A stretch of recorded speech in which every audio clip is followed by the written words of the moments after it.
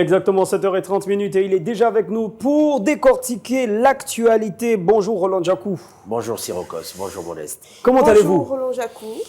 Je vais pas bien. Je vais pas bien parce que nous avons perdu des compatriotes et ça ne fait pas toujours bien de savoir qu'il y a un de nous qui est parti comme ça en pratiquant ce qu'il aimait le plus ou en faisant ce qu'il pouvait faire pour subvenir aux besoins de sa famille. Ouais. C'est toujours triste, donc je vais pas bien ce matin, mais on est là pour répondre présent et pour faire notre part de travail.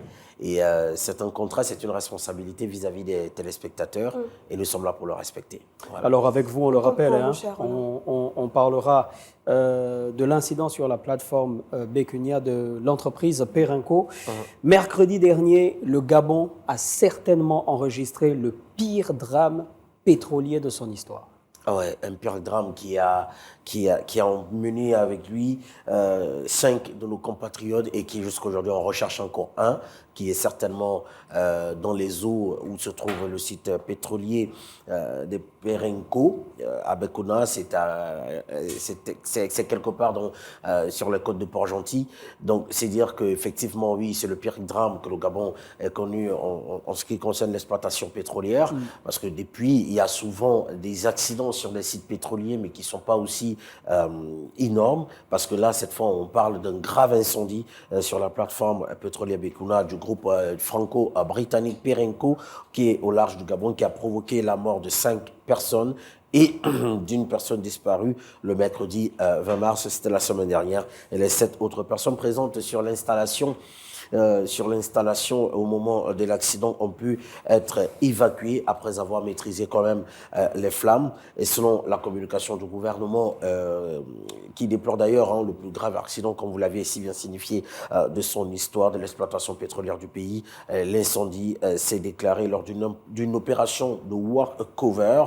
Alors, l'opération de work-cover, c'est quoi pour les téléspectateurs et pour vous-même peut-être que vous ne maîtrisez pas. Donc, il s'agit exactement...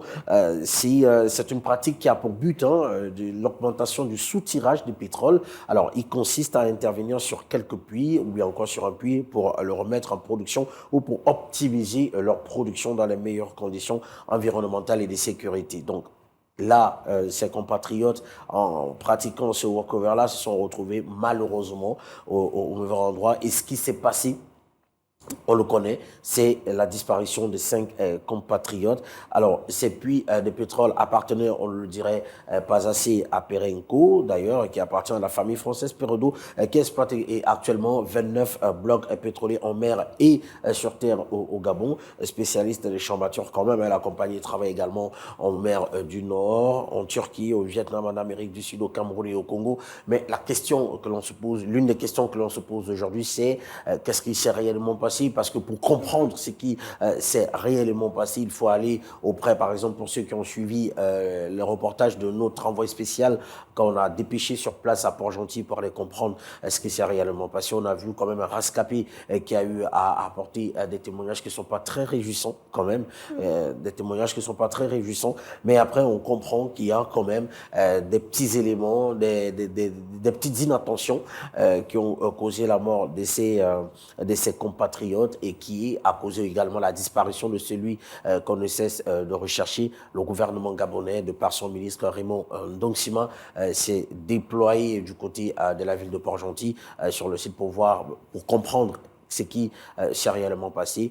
Et le Premier ministre a annoncé l'arrivée des experts sur le sol gabonais, je crois que c'est peut-être aujourd'hui ou demain, pour venir non seulement comprendre, mais aussi permettre à ce que les familles puissent identifier des corps qui ont été retrouvés. Et malheureusement, sur les réseaux sociaux, on a vu que ces corps avaient déjà été inhumés de manière irrespectueuse. Ouais. Donc, du coup, c'est ce qui a attristé le cœur des plus hautes autorités du pays, à la première personne de Brice Clotaire Nguema, qui est le président de la transition, qui a envoyé d'ailleurs ses pensées aux victimes, mais aussi aux familles des victimes. Parce que là, nous avons une démographie qui n'est pas très énorme. Donc, ça veut dire qu'il y a un compatriote qui s'en va, c'est tout le pays qui est touché.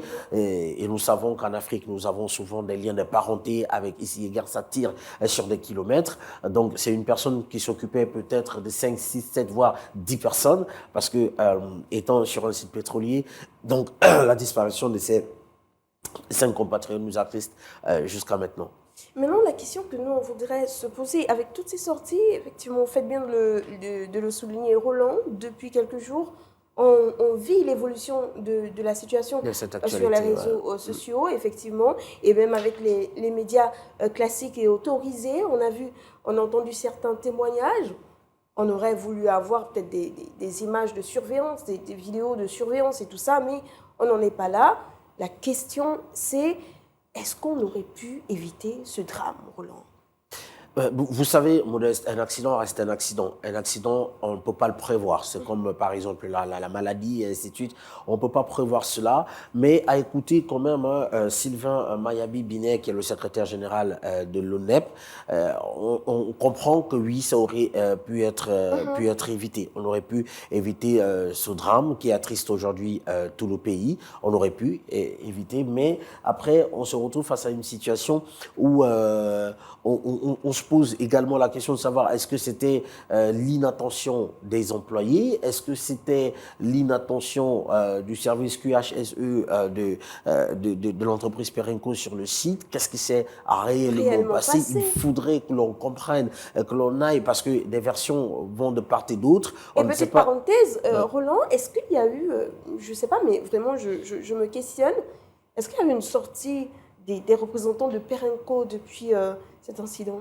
Si ce n'est déplorer, par exemple, ce qui s'est passé, si ce n'est déplorer ce qui s'est passé, mais après, on attend toujours d'avoir des explications, de plus amples explications sur la situation, mais on espère quand même que l'enquête qui a été ouverte va pouvoir définir, déterminer tout ce qui s'est passé sur ce site, afin que l'on puisse comprendre clairement comment ça peut arriver sur un site pétrolier comme celui de Perenco, qui opère dans plusieurs pays à travers le monde. On l'a cité en Turquie, au Vietnam, en Amérique du Sud, au Cameroun et au Congo à côté, pour parler de ces deux pays proches du Gabon. Donc, du coup, à partir de cet instant, qu'est-ce qui se passe pour que les mesures de sécurité ne puissent pas être renforcées dans ce genre de situation? Mais après, on a interviewé en exclusivité certains agents qui ont travaillé sur des sites pétroliers, qui déplorent d'ailleurs les conditions de travail sur ces sites pétroliers, comment ça se passe avec la sécurité et ainsi de suite. D'ailleurs, si la réalisation peut nous permettre, nous allons écouter juste un extrait de cette interview que nous avions réalisée. C'était hier dimanche avec ces deux agents qui n'ont pas voulu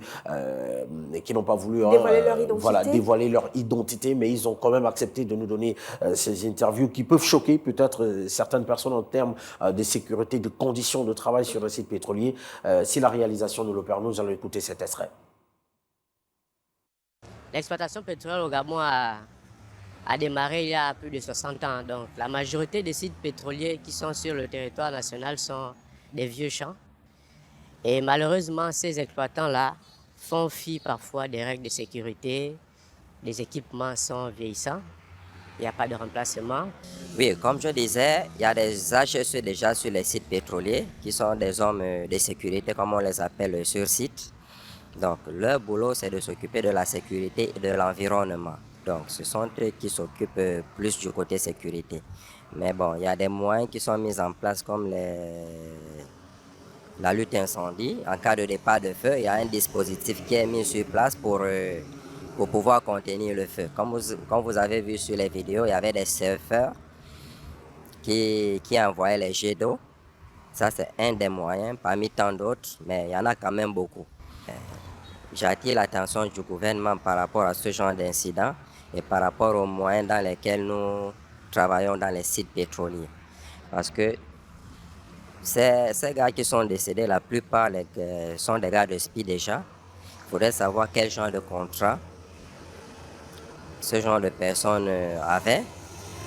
Et normalement, une entreprise comme Perenco, qui emploie des gens, normalement ne devait pas sous-traiter ce genre de service et dans une aussi longue durée, parce que d'après ce qu'on a entendu, ce sont des gens qui avaient plus de 10 ans, qui étaient toujours en contrat CDD renouvelable, chose qui n'est pas du tout normale. Et malheureusement, c'est ce que nous vivons dans tout le Gabon. La plupart de ces sites pétroliers, on peut citer déjà Salah, Morel et Prom, Pirenco, pour ne citer que ceux-là, sans compter aussi les autres entreprises qui sont en offshore. C'est la triste réalité en fait.